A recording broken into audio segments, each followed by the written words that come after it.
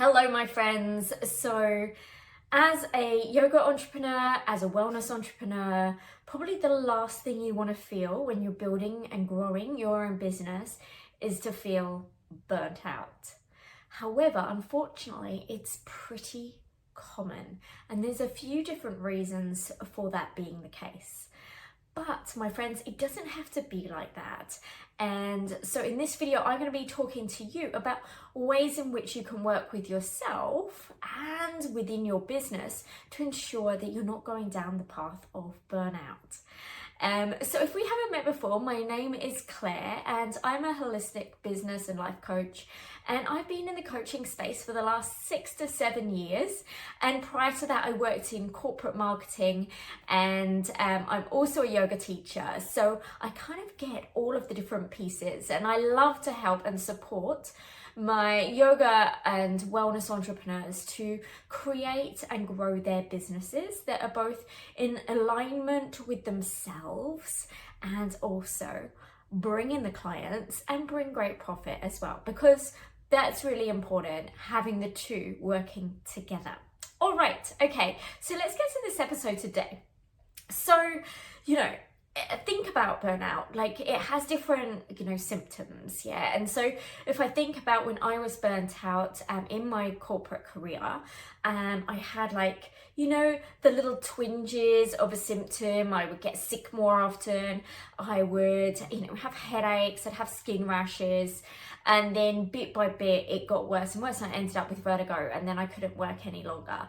That was my experience. Now, I got some messages from my body prior to actually getting the full-blown adrenal fatigue and burnout, where I wasn't able to really work anymore, and I had to go on a really long recovery process to find a way through this in the most holistic way possible. So we get these little niggles, we get these little indications from our body that something is out of alignment. And what a beautiful thing, right? That our body communicates to us in this way. Now, if you're a wellness yoga entrepreneur, you're likely to be aware of burnout and how maybe that has felt in your own body, or you're aware of it from working with clients or patients. The problem that can happen for a lot of wellness and yoga entrepreneurs is that we may have come from a previous career where we did get burnout, and we may find ourselves when we're building our own business in the exact same place. And there's a good reason for that. And if you're aware of this beautiful quote that says, "Wherever you go, there you are," this is basically what it's saying, is that the habits or the behaviors that we have, we can't run away from those, yeah? We actually need to change those behaviors, not the external circumstance. And so for myself, when I left my corporate career thinking that was the reason for the burnout, when I then started to build my own business, I fell into exactly the same patterns. And so we can actually start to work proactively with ourselves if we start to feel those niggles, and if we start to get those indications from our body and mind that things are out of alignment, and then how we can actually bring ourselves back. And I remember when, this was quite a few years ago, I was teaching about 10 yoga classes a week, and I had a full schedule of clients in wellness coaching, and I had no boundaries, and I didn't really know how to manage a schedule or my energy that well. And I remember one particular evening I worked with 3 clients in a row. I then gobbled up dinner, and then the very next morning I was up at 5 a.m. or maybe even earlier than that, teaching a 6 a.m. class, and I was absolutely exhausted. And I kind of took a step back and went, whoa, what am I doing? This is against my value system. And I know that I'm not feeling the way that I want to be feeling in my business. So what is it that I now need to do to bring myself back into alignment and start to do that? All right, so let's chat about the 5 key ways that I have found to support myself and my clients to avoid burnout ongoing. Okay, so the first of which, and this is one of the reasons, a big reason why I am a business coach, because I see, particularly in this space, because I see so many people going down the path of not being clear on their offers, not being clear on who their target market is, and then kind of jumping from thing to thing to thing, not sticking with anything for a very long time, and just getting really muddled. I did it myself, and that's why I know it really well. And I found another way that was much better for my nervous system and started to bring in the results of my business that I really wanted. So I want to pass this on to you. And this is really about getting clarity on your business model and your strategy for your business. And whilst, you know, a lot of entrepreneurs that I speak to, a lot of them can be like, oh, I don't like strategy. Sometimes, you know, if we're in these more healing positions, we may have, you know, actively rejected those masculine energetic aspects of business, like structure and systems. However, my friend, if that is you, it's time to make friends with them, because it is what is going to support your work. Your feminine healing work needs to be supported by a solid strategy and structure. It's going to keep you well, and it's going to help you to create the results that you want in your business. And it's also going to help support your clients to feel really safe and supported as well. It's so important. Okay, so when you don't have these pieces dialed in, you'll just find yourself just spinning in your business. And, you know, you may find that you're, you know, more likely to jump on the trends on social media, doing the latest reel thing that apparently goes viral, and then, you know, that's going to have all your business problems solved. By the way, that's not true.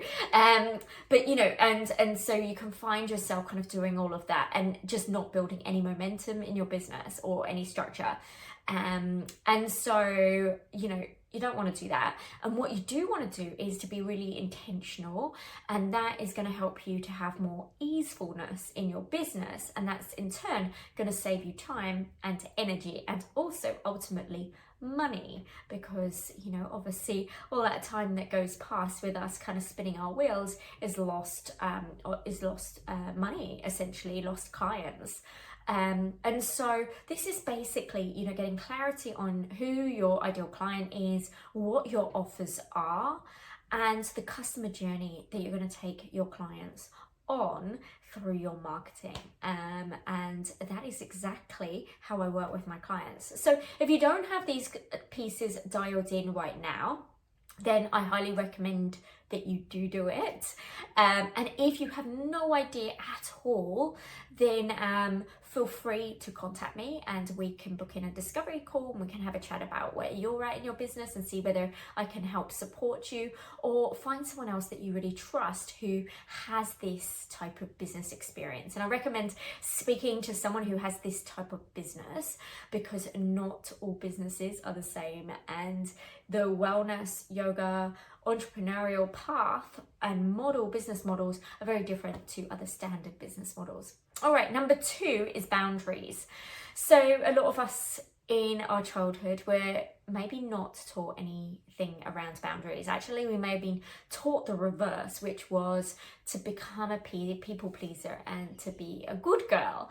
I know that was definitely the conditioning that I had, and that doesn't serve us well in any way in life, but it also does not serve us in business. And what can happen is, if we are playing those patterns out, then we can find ourselves, you know, at the beck and call of our clients' needs, and we can get emotionally entangled.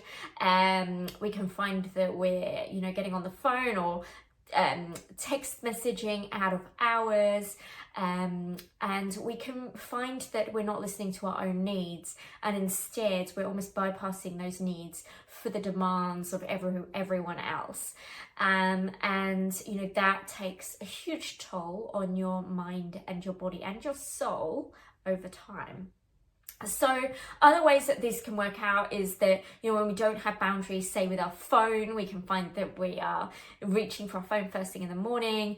We are, you know, we're working weekends, every weekend and working overtime all the time, because ultimately as a business owner, there's no ends to the number of things you can be doing in your business, right? And the buck does stop with us, right? And so we can feel this kind of over responsibility.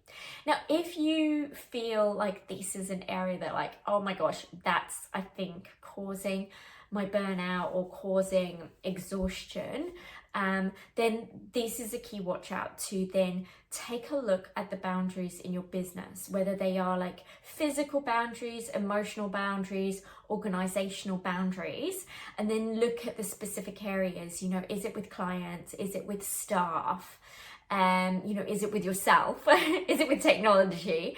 And then kind of map that out and work out what is the area that you need to focus on, and then start to clean and clear that up. The sooner you get onto this stuff in your business, the sooner you're already setting yourself up for success later on down the track. Okay, number 3. So if you find that you're really overwhelmed with just so many tasks and you've got like a to-do list that's just really long and you never seem to feel like you're getting on top of things, and you feel like that you're drifting and, just time's going by and you're just like not really sure where you're going with your business and you've just got absolutely zero clarity, then this is your time to just stop and reconnect and recollect where you're at and where you're headed. Because it's so important in business, and particularly this type of business as well, because it is heart-centered, to be deeply connected to our own purpose and why we have our business, because that is going to be energizing for us and is also going to help to give us the direction as we move forwards within our business. And it's going to help us to work out what's a hell yes and what's a hell no when we have to make decisions on where we're going. So my recommendation on this is to ask yourself, for what purpose am I doing this? Is this activity, so I recommend writing down all of your things, all of the things that you're doing, and then asking, is this activity helping to support me to get where it is that I'm wanting to head to? And then, with that list of tasks, get really clear about whether are they really necessary? Can you delegate them? Can you eliminate them? Or can you postpone them? And then see what the list is that you have at the end of that, and then prioritize that. Because what can often happen is that we are spending way too much time on the things that actually don't move the needle forwards for our business, or are actually things that someone told us to do or we feel like we have to do, but actually they're not aligned with anything that we want for our business, and so as a business owner, it's so important to take stock and almost do this audit on our business and the tasks that we have. And, this may be something that you do. You can use it for those times when you do feel really overwhelmed, but also doing this, a few times a year where you can just take a step back and just look at where you are at and then make changes from that place. Okay, number 4, and the last 2 are more aligned with your body and more around aligned with energetics. So number 4 is about working with your cycles. So as a female entrepreneur, we have cycles within ourselves, whether we're bleeding or not. And even, outside in nature, it's reflected to us through the seasons, through the clock. We go from, dark to light. And so there are seasons, there are changes that are occurring. And that's the same for us. And if you think about it in nature isn't always on.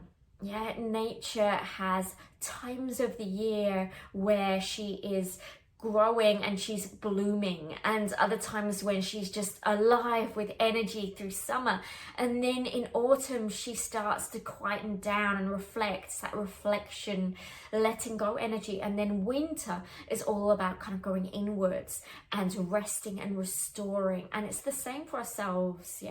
So within our businesses, we really want to plan out whether it's a monthly calendar that's aligned with your cycle or aligned with the phases of the moon to really maximize your energy, and also to be resting in those times where you're really, really deeply supported. And you know, those restful times can be incredible times to actually connect with wisdom, to connect with deeper levels of intuition. And you know, and so then, you know, connecting with those either the moon seasons, or connecting with seasons through your launch cycle of your business, or the offer cycle that you have. So you know, there are times in our business where we do need to put in more hours, and you know, there are more things to do. But then ensuring that after that busy time, it's then backed up by a time of reflection, and then backed up by a time of restoration, because we are not meant to be on all of the time. And by doing that, you're really honoring your own body, you're honoring your cycles, and that's going to give you much more energy and vitality in order to feel inspired by your business and feel well within yourself. Okay, number 5 is connecting with your body and your spirit and your mind daily. And now, as a spiritual wellness entrepreneur, you most likely know about this. You know the importance of starting the day fresh, really taking good care of mind, body, spirit first thing in the morning. Really sets you up for the rest of the day. However, my question then becomes, are you doing it? Are you honoring that on a daily basis? Because there's a huge difference between what we know and what we do, and there can often be a gap between those two things. And something a mentor said to me a while back, and it's the same in health, is that it's about closing those gaps. Closing those gaps between what we know we either desire or we know is good for us, and then what we actually physically take action on and actually do. And so starting your day, connecting through meditation, through gentle movement, through getting air and fresh air, is such an important way to really start your day. So my recommendation is to pop your self-care, pop your morning practice and anything else that is pertinent to you and your self-care into your calendar.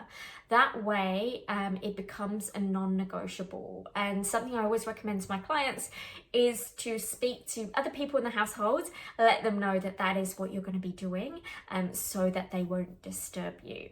Well, I really trust and hope that this episode has really supported you. I would love to know anything that has particularly resonated with you. Let us know below in the comments.